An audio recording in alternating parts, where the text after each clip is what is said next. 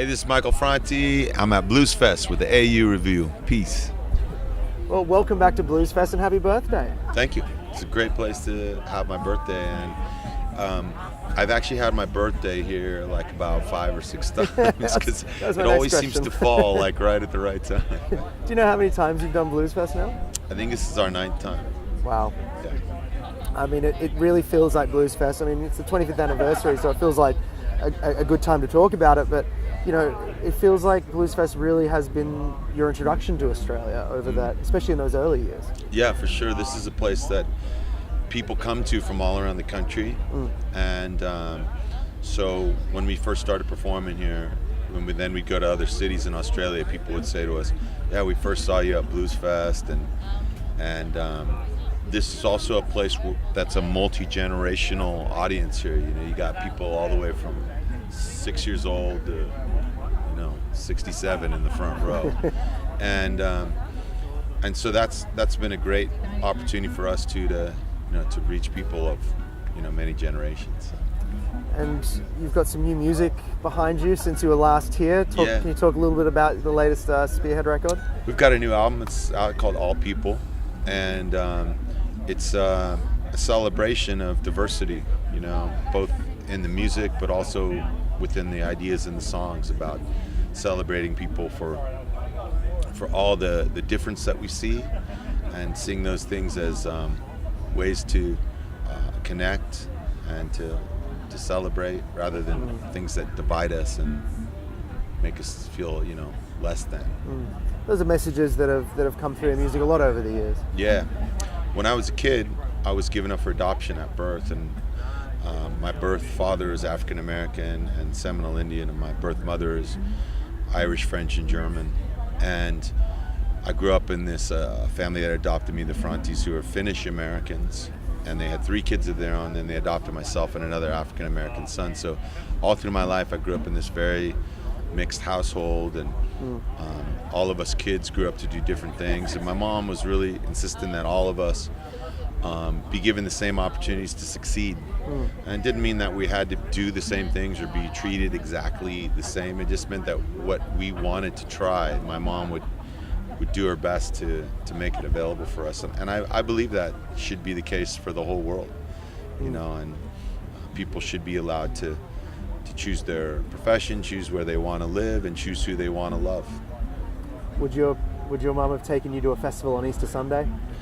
My mom took me to a festival every Easter Sunday. It was called church. We got there at about 6 in the morning. We didn't leave till about 10 at night. Because I remember last night you were telling the kids down there that you're the coolest parents in the world. Yeah.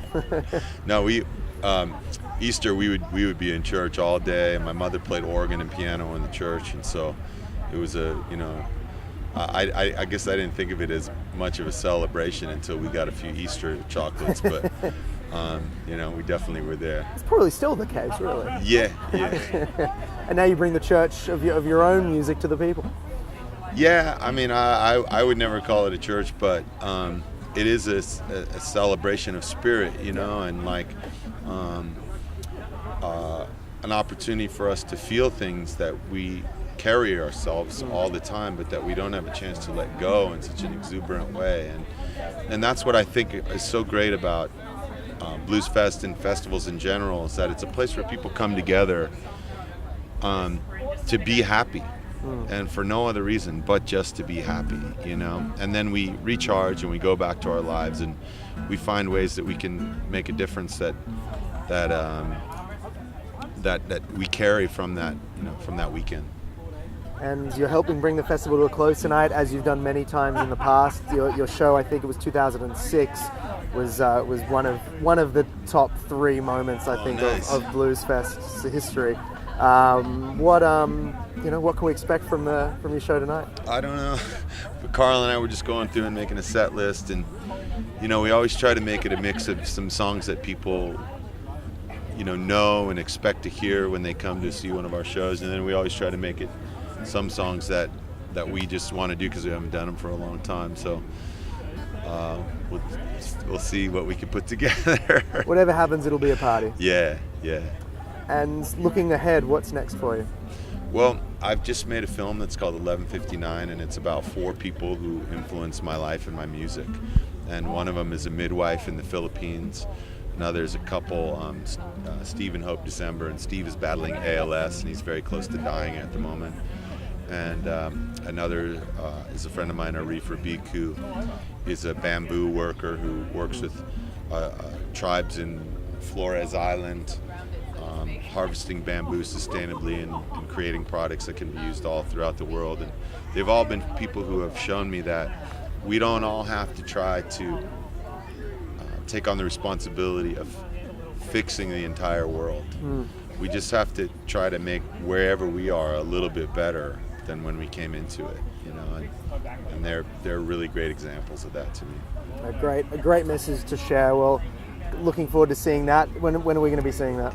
We're just finishing it up right now, like the final, credits and just a few little edits and a bit of voiceover, and it'll start hitting festivals in the film festivals in the States in May, and it'll probably be out in September. Fantastic. We can't wait to see that, and welcome back to Blues Fest. It's always a pleasure having you here. Thank you, brother.